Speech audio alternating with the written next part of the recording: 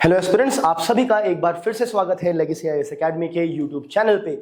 आज के इस वीडियो में हम डिस्कस करने वाले हैं the take over by USA of Venezuela. जी हाँ, तो यूएसए ने जो है अटैक किया है वेनेजुएला पर और अब वो टेक ओवर करने वाला है पूरे वेनेजुएला का जो ऑयल सेक्टर है उसको। क्या ऐसा पहली बार हो रहा है? ऑफ कोर्स नहीं।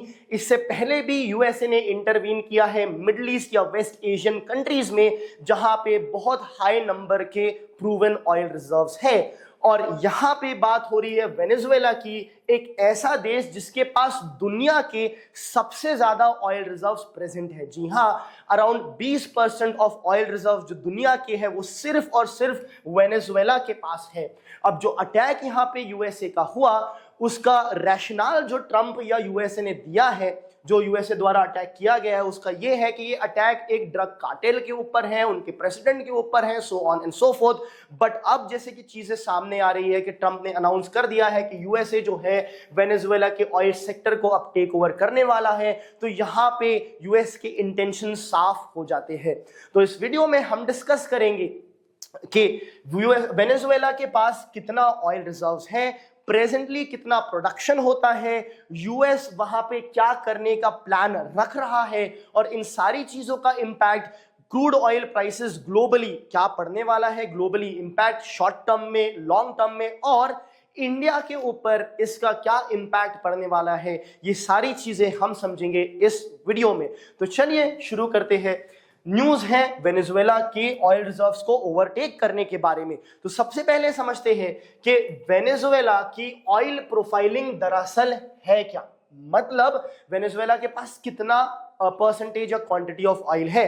तो अगर हम देखें तो वेनेजुएला जो है वो होल्ड करता है लार्जेस्ट प्रूवन ऑयल रिजर्व्स। अब प्रूवन ऑयल रिजर्व्स मींस वो ऑयल रिजर्व्स जो प्रूव हो चुके हैं कि वो एक्चुअली है। इसका मतलब क्या ये होता है कि इसके अलावा कहीं और ऑयल रिजर्व नहीं होंगे दुनिया में? जी नहीं, ऐसा बिल्कुल भी नहीं है। हो सकता है आगे चल के हमें हिंदुस्तान में कई ऑयल रिजर्व्स मिल जाए या दुनिया के कोई और कोनों में ऑयल रिजर्व्स और ज्यादा मिलता जाए, बट अभी तक जो प्रूव हुआ है उसके हिसाब से वेनेजुएला के पास दुनिया के सबसे लार्जेस्ट ऑयल रिजर्व्स है। अब इसका क्वांटम या क्वांटिटी क्या है? अराउंड 300 बिलियन बैरल्स, सो 300 बिलियन बैरल से ज्यादा प्रूवन ऑयल रिजर्व्स वेनेजुएला के पास है। ये अमाउंट होता है लगभग अप्रोक्सीमेटली 20% पूरे दुनिया के ग्लोबल ऑयल रिजर्व्स का, मतलब 1/5, 1/5 दुनिया के ऑयल रिजर्व जो है वो सिर्फ और सिर्फ वेनेजुएला में है। बट फिर भी जब भी हम ऑयल रिजर्व्स की बात करते हैं या क्रूड ऑयल की बात करते हैं या इवन इंडिया के नजरिए से जब हम बात करते हैं कि इंडिया क्रूड ऑयल इंपोर्ट कर रहा है, तो हम क्यों नहीं वेनेजुएला का नाम लेते हैं? हम क्यों सेंट्रल एशिया, वेस्ट एशिया या मिडिल ईस्ट या फिर रशिया की बात करते हैं? वो इसलिए कि भले ही यहां पे जो है दुनिया का सबसे लार्जेस्ट ऑयल रिजर्व जो है वो वेनेजुएला के पास है, बट अगर आप बात करते हो टोटल प्रोडक्शन की, तो जो प्रोडक्शन क्वांटिटी वेनेजुएला की है वो बहुत ही कम है। जी हां, उसके बावजूद 1/5 ऑफ द रिजर्व होने के बावजूद भी वेनेजुएला जो है 1% से भी कम ग्लोबल प्रोडक्शन का करता है ऑयल का। सो बेसिकली 20% ऑयल रिजर्व्स आपके पास है, बट ग्लोबल ऑयल प्रोडक्शन का सिर्फ 1% आप प्रोड्यूस कर रहे हो, मतलब बड़ा ही अंडर परफॉर्म कर रहे हो, आप अपने पोटेंशियल को रीच नहीं कर रहे हो।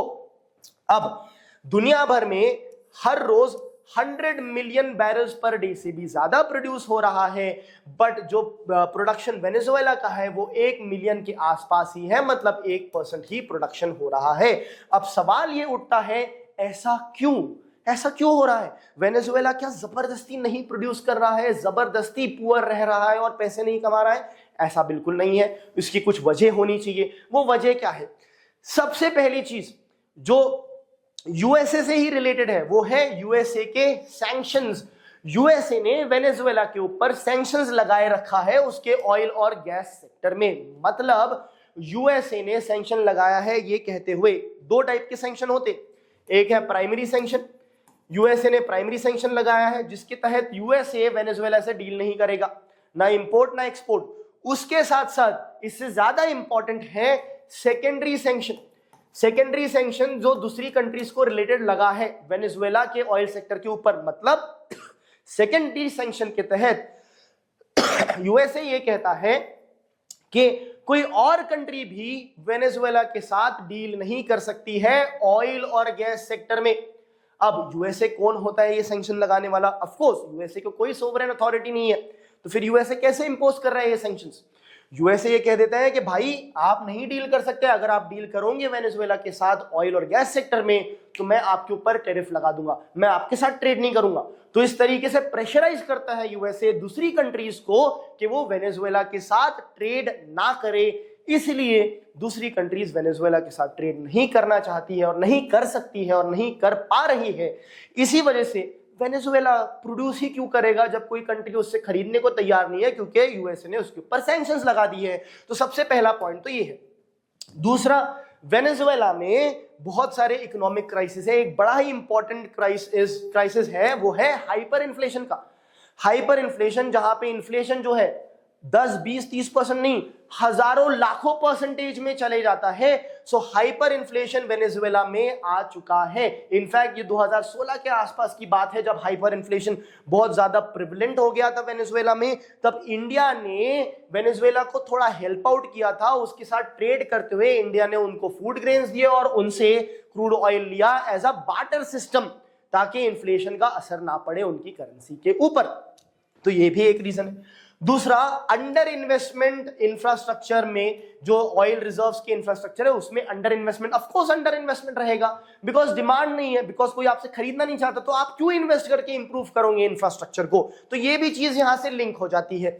दूसरा है एजिंग और पुअरली मेंटेन्ड प्रोडक्शन फैसिलिटी। अगर आपका बिजनेस अच्छा नहीं चल रहा है तो यहां पे भी हैम्पर होगा आपका मेंटेनेंस एक्सेट्रा। इस वजह से जो है प्रोडक्शन इतना कम रहा है वेनेजुएला का। अब यहां पे देखने वाली बात यह है कि ट्रम्प का प्लान क्या है, प्लान सही है या नहीं, वी कैन डिसाइड दैट। वो प्राइमा फेसी तो लग रहा है कि ये बहुत गलत है कि जहां पे सोवरेंटी वेनेजुएला की हैम्पर हुई है और यहां पे आर्गुमेंट ड्रग्स की दी जा रही है, बट यहां पे आके उनके ऑयल रिजर्व्स को कंट्रोल किया जा रहा है, तो जो कि अगेन सही बात नहीं है। बट आइए देखते हैं कि यूएसए का प्लान क्या है। प्लान ये है कि सारा जो ऑयल सेक्टर है उसका इफेक्टिव कंट्रोल अपने पास ले ले, जितनी भी मेजर अमेरिकन ऑयल कंट्रीज है वो सारी एंटर होगी और यूएसए यहां पे बिलियंस ऑफ डॉलर्स इन्वेस्ट करेगा रिपेयर करने को, ऑयल इंफ्रास्ट्रक्चर और प्रोडक्शन बढ़ाने के लिए, और वेनेजुएला को इंटीग्रेट कर देगा ग्लोबल ऑयल इकोनॉमी के साथ।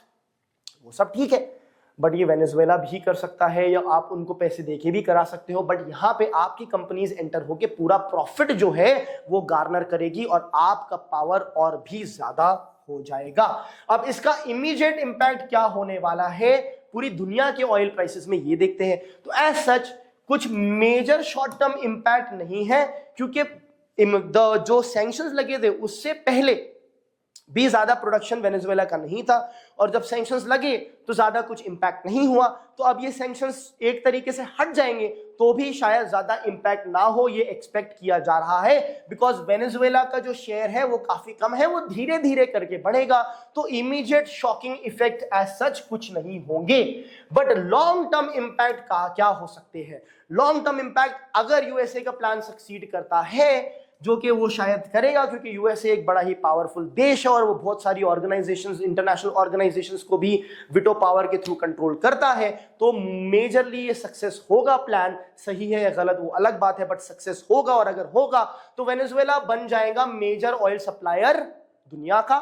इसका बेनिफिट ऑफ कोर्स यूएसए की कंपनीज उठाएगी, दुनिया में ग्लोबल ऑयल सप्लाई बढ़ जाएगा, as a result of which bearish market हो जाएगा, प्राइसेस जो है ऑयल के वो गिरने लगेंगे डेफिनेटली, और ओपेक जो कंट्रीज है, ऑयल प्रोड्यूसिंग कंट्रीज जो है, उनके साथ ये कंपटीशन यहां पे बढ़ जाएगा। अब इसका स्ट्रेटेजिक और जियोपॉलिटिकल इंप्लीकेशन क्या है? वेनेजुएला साउथ अमेरिकन कंट्री है, तो ये रीइंफोर्स करता है यूएस का इन्फ्लुएंस लैटिन अमेरिका में, यानी कि साउथ अमेरिका में, और aggressive use of energy as geopolitics, यहां पे एनर्जी का यूज किया जा रहा है जियोपॉलिटिकल कंट्रोल और ज्यादा पावरफुल बनने के लिए। एट द सेम टाइम ये रीडिफाइन करता है सैंक्शंस को, क्या सैंक्शंस लगाना सही है? सेकेंडरी सैंक्शंस, प्राइमरी सैंक्शंस लगाओ, ठीक है यार, आप नहीं डील कर रहे हो, फेयर इनफ, बट आप किसी दूसरी कंट्री को भी बोल रहे हो डील मत करो, ये इस पे क्वेश्चन मार्क होता है। जिस तरीके से ये किया जा रहा है वो क्वेश्चन रेस करता है सोवरेनिटी का, इंटरनेशनल नॉर्म्स, कौन से इंटरनेशनल नॉर्म्स है जो इस सारे एक्शन को सेफगार्ड करते हैं, वो बेसिकली वॉयलेट किए जा रहे हैं, तो क्या एक्शन होना चाहिए, ये सारे क्वेश्चंस यहां पे रेज होते हैं। Immediate impact on India, India के ऊपर भी एज सच कुछ डायरेक्ट और इमीडिएट इंपैक्ट नहीं होगा, क्योंकि हम करंटली इंपोर्ट नहीं करते हैं वेनेजुएलन ऑयल, बट इसके प्राइसेस डाउन हो जाएंगे तो दैट में benefit in the long term. अगर सैंक्शंस यहां पे हट गए तो वेनेजुएला का ऑयल एंटर करेगा मार्केट में, जिससे प्राइसेस कम होंगे तो हमारा इंपोर्ट बिल भी कम हो सकता है, तो इंडिया के लिए एक तरीके से पॉजिटिव हो सकता है। Thank you.